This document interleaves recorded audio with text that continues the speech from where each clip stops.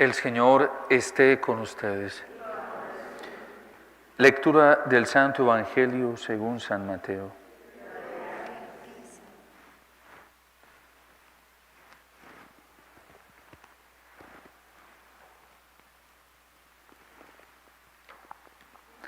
En aquel tiempo, al entrar Jesús en Cafarnaúm, un centurión se le acercó rogándole: Señor, tengo en casa un criado que está en cama paralítico y sufre mucho.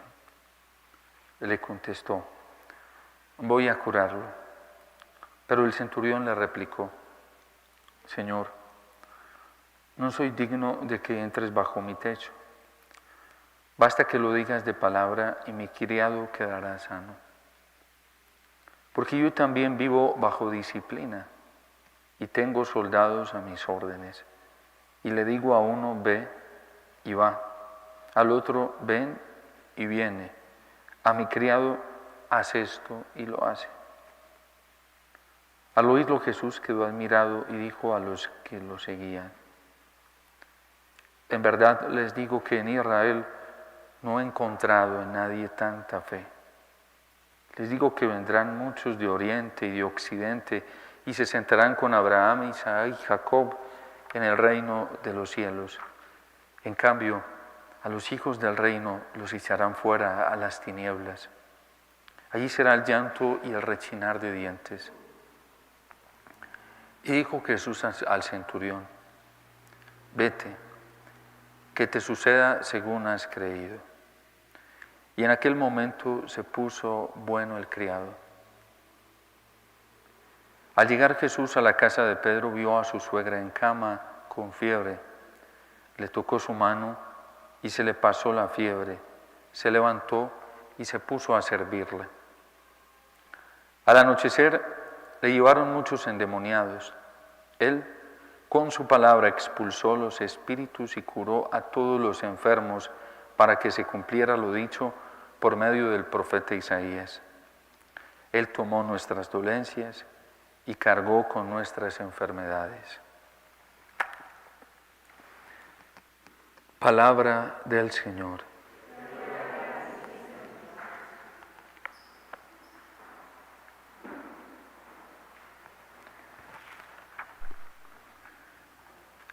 Tanto el libro de las Lamentaciones como el Salmo 73 que nos presenta la liturgia en el día de hoy, pues hacen al gran dolor que está padeciendo la doncella del Señor, su pueblo, Jerusalén, su ciudad santa. Es la oportunidad que está teniendo para reconocer sus errores, reconocer su culpa, reconocer que quiso buscar visiones y escuchar palabras de profetas falsos que solamente buscaron entretenerla y engañarla y llevarla por el camino de la perdición. Reconocer que se amañó en este mundo vendiéndose a otros amantes, a otros poderosos, y que tuvo amores con ellos, pero ahora que ha sido destruida, ahora que ha sido llevada al cautiverio, ahorita que se ha quedado sin templo, sin profetas, sin reyes, sin sacerdotes, y ninguno de esos amantes la voltea a ver. Ninguno de esos amigos que se había conseguido, con los cuales había traicionado al Señor, ahora ninguno la quiere. Es la descripción que también va a hacer el profeta Ezequiel, el profeta que le toca en primer lugar denunciar y advertir, pero no es escuchada la palabra del Señor a través del profeta, y ahora es el profeta que en medio del exilio le está recordando a Jerusalén cómo se vendió y cómo estos amores a los que ella se le entregó no están dispuestos a hacer nada por ella, porque solamente quisieron explotarla mientras podía producirles algún fruto. Pero ya que no tiene nada para darles, ahora no quieren nada con ella. Eso y mucho más podemos encontrar en el libro de las Lamentaciones. Eso y mucho más podemos encontrar en algunos de los profetas que vivieron en ese contexto, como en el profeta Daniel. Eso y mucho más podemos encontrar en aquellos salmos de súplicas, el grupo de sálmico de las súplicas, como son estos salmos 73 y los que vienen más adelante, donde Jerusalén ya está reconociendo su culpa, está reconociendo su pecado. Pero en realidad quienes reconocen, quienes están arrepentidos son muy pocos. Y a esos es precisamente a los que los profetas van a llamar los anahuín de Yahvé, los pobres de Yahvé, los humildes. Porque también en medio del exilio hay israelitas que no reconocen su culpa, que no se dan cuenta que han sido ellos los que han faltado y que toda esa desgracia ha venido por su infidelidad. También hay muchos de corazón duro que no quieren reconocer. Y precisamente en atención a esos pobres, a esos sencillos, a esos humildes que han reconocido, de los cuales Dios nunca se ha olvidado de ninguno, pero el gran propósito de Dios es llevar a su amada, a su esposa al arrepentimiento, llevarla a que ella reconozca su falta, su culpa.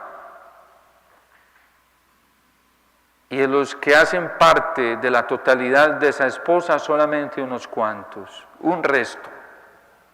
Reconoce su culpa, llora su pecado, pide y suplica clemencia y misericordia a Dios.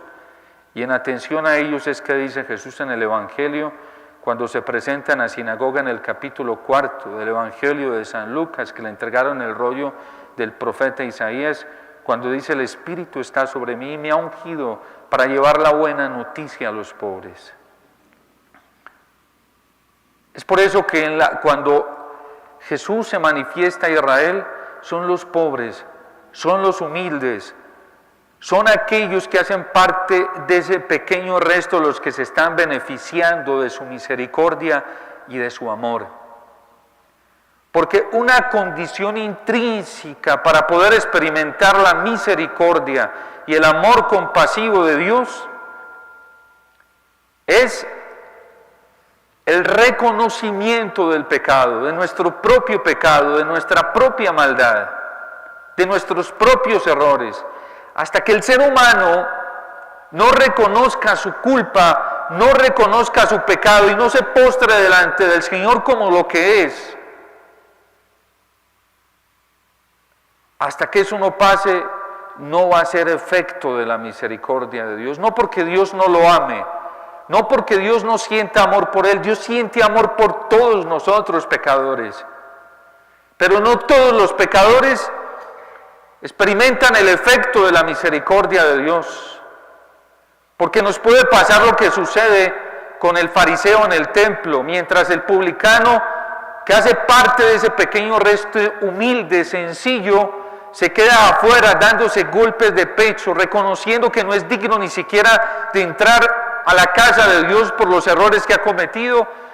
El fariseo entra envalentonado y cree que porque ha dado muchas respuestas, pagando el diezmo, ayunando, cumpliendo los preceptos de la ley, está justificado.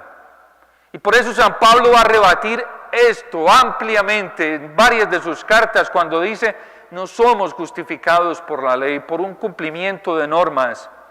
Somos justificados cuando reconocemos nuestro pecado delante de Jesucristo y pedimos perdón. La misericordia actúa, puede actuar, tiene toda la potestad de actuar cuando hay un pecador arrepentido, cuando este pecador no se cree mejor que los demás, cuando este pecador sabe ponerse de rodillas y sabe reconocer su delito y está dispuesto a cambiar, a no seguir en la misma condición y actitud de vida. El verdadero arrepentimiento se hace notar cuando la persona está dispuesta a enmendar sus errores, a no seguir en su mismo delito. Allí hay un deseo de auténtica conversión. Allí hay un arrepentimiento honesto, sincero. Pero cuando yo voy y pido perdón con la intención de seguir fallando, de seguir pecando, de seguirme justificando en la debilidad, entonces, ¿qué tipo de arrepentimiento es ese? Quien verdaderamente reconoce su culpa, se pone delante del Señor humildemente como lo hizo este centurión. Nuevamente nos va a decir San Mateo que se acercó y se postró delante del Señor. Este postrarse, este verbo tomado en el contexto de la Biblia griega, la traducción manifiesta una adoración profunda, es decir, que este hombre está reconociendo que Dios es santo, que Dios es puro y que ante Él se tiene que postrar como Él es. Fíjense lo que dice el centurión: Señor, yo no soy digno de que tú entres bajo mi techo. No soy digno. San Cirilo de Jerusalén, la memoria que celebramos hoy, tiene tanto para enseñarnos en su doctrina. Rebatió la herejía nestoriana, que hizo tanto hincapié en la humanidad de Cristo, rebajando su connotación divina, porque en Cristo hay dos naturalezas, la humana y la divina, pero domesticó tanto al Señor. Hubo cristianos que domesticaron tanto al Señor, y eso pasa hoy con la Eucaristía. Domesticamos tanto al Señor que perdemos reverencia, respeto ante Él, y hasta nos olvidamos que es Dios, que es trascendente, que no somos dignos de estar ante Él, y que si venimos a participar en la celebración eucarística es por pura bondad y amor de Dios, no porque merezcamos nada. Y lo recibimos no porque seamos merecedores. Uno se podría preguntar si hoy sigue vigente en la práctica la herejía nestoriana, y casi que podríamos decir que sí. Lo padece Cristo en la Eucaristía. Hoy muchos cristianos católicos han perdido la noción de sacralidad, de trascendencia que tiene el misterio de la Eucaristía. Y por eso tratamos al Señor en la Eucaristía de cualquier manera, con irreverencias, con irrespetos, como si fuéramos merecedores o señores para manipularlo como quisiéramos. Tanto que tendríamos que volver otra vez a la defensa de San Cirilo de Alejandría, cuando defiende la unidad en la persona de Cristo de las dos naturalezas, la humana y la divina.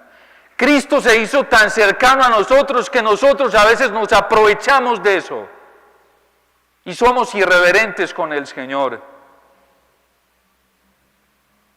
Ese es el gran peligro cuando un cristiano católico se acerca a los sacramentos sin fe, sin experiencia profunda de fe.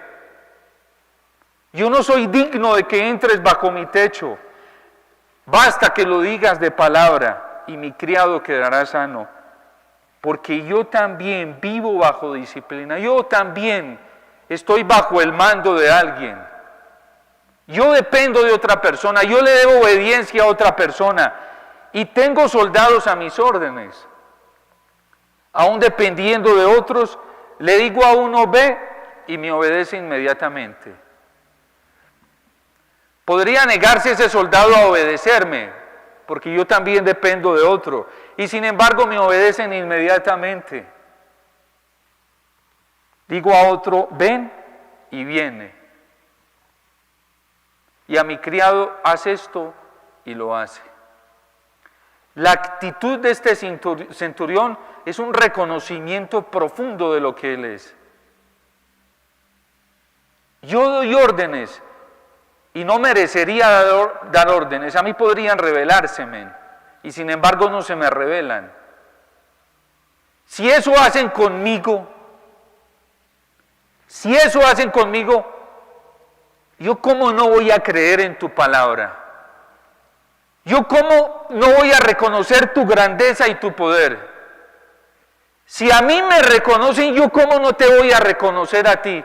¿Y cómo no lo voy a reconocer que ni siquiera tienes que ir hasta mi casa? Basta que tú lo digas porque tú tienes una autoridad y un poder tan grande. Eres Dios, eres tan trascendente que basta que lo digas acá y mi criado inmediatamente quedará sano. Esa es una experiencia auténtica de fe. Eso se llama fe. ¿Quién de nosotros se acerca con ese respeto, con esa admiración profunda ante el Señor? Y trasladémoslo a la Eucaristía. ¿Cuántos de nosotros que lo comulgamos, que lo recibimos, yo como sacerdote, que lo tomo en mis manos? ¿Cuántos reconocemos la grandeza trascendente, sobrenatural de nuestro Rey? Deberíamos acercarnos temblando a la Eucaristía. Este hombre se acercó a la Eucaristía, podremos decirlo en sentido análogo.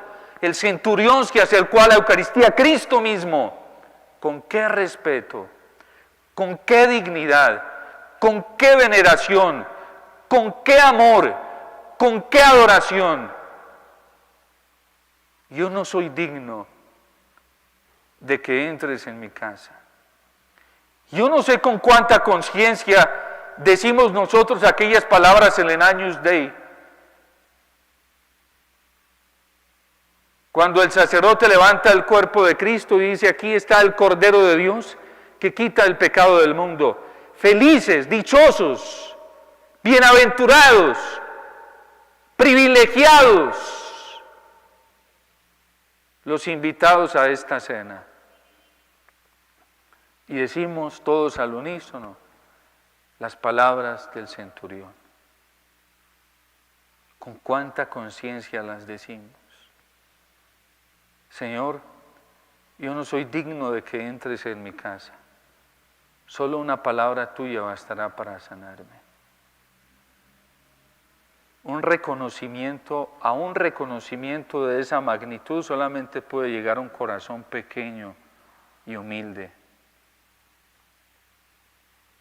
Quien no posee humildad como la de este centurión, como lo veíamos ayer con el leproso, y como lo vamos a seguir viendo en algunos signos y milagros que realiza Jesús en esos pobres, en ese resto fiel, en ese resto sencillo, se necesita una humildad muy profunda como la de ellos, y más grande aún. En la iglesia, y yo me coloco en primera fila, carecemos tanto de esa humildad para reconocer la grandeza y la trascendencia de nuestro Señor. Cuando San Cirilo de Alejandría, en el concilio de Éfeso en el año 431, se convocó en el 431, pero se concluye posteriormente, defiende la unidad de las dos naturalezas de Cristo, lo hacía porque traía una convicción muy grande en su corazón. Cuando los padres de la Iglesia se dedicaron a defender la doctrina, lo hacían era porque traían una claridad, una experiencia muy profunda de fe. Hoy la gente está confundida, lamentablemente en la Iglesia falta mucha convicción de fe y por eso nos empaquetan una cantidad de cosas confusas y las absorbemos sin darnos cuenta, porque falta profundidad en la vivencia de la fe. Cuando hay una profunda experiencia de Jesús, auténtica experiencia con el Señor como la de este hombre, vamos a tener claras las verdades de la fe. Y San Cirilo de Alejandría, porque son dos Cirilos, tiene mucho para enseñarnos en este campo. Gracias a esta apología de las dos naturalezas en una misma persona, la naturaleza humana y divina de Cristo, fue que la Iglesia encontró, o más bien pudieron declarar abiertamente el dogma de la maternidad divina, la Theotokos. Y San Cirilo de Jerusalén tiene unas expresiones bellísimas frente a la Virgen, Madre de Dios. Pidámosle al Señor, por intercesión de San Cirilo, que nosotros los cristianos podamos llegar a una experiencia profunda del Señor. Por eso dice Jesús, al oír esto que le dice este hombre Jesús, ¿cómo queda? Profundamente admirado. Y dice a los que le seguían, en verdad les digo que en Israel no he encontrado en nadie tanta fe. No está diciendo en nadie. ¿Cuántos serían los que creían en el Señor? En nadie he encontrado una fe tan grande. Y si hoy toda la iglesia, nosotros como iglesia nos pusiéramos delante del Señor como estaban en estos momentos los apóstoles, quienes estaban alrededor de Él, ante la actitud de este centurión, ¿será que el Señor puede aludirnos y decirnos en verdad que nadie ha encontrado una fe tan grande como la que he encontrado en ti? En nadie he encontrado un amor tan grande como el que he encontrado en ti. En nadie he encontrado un profundo respeto, una profunda adoración, una profunda veneración como la que he encontrado en ti. ¿Será que el Señor puede decir de cada uno de nosotros, cada que nos acercamos a la Santa Eucaristía, eso mismo, ese elogio que le refiere a este hombre? Porque les aseguro que en todo Israel no he encontrado una fe tan grande como la que encontré en este hombre. Dios te salve María, llena eres de gracia, el Señor es contigo. Bendita tú eres entre todas las mujeres y bendito es el fruto de tu vientre Jesús.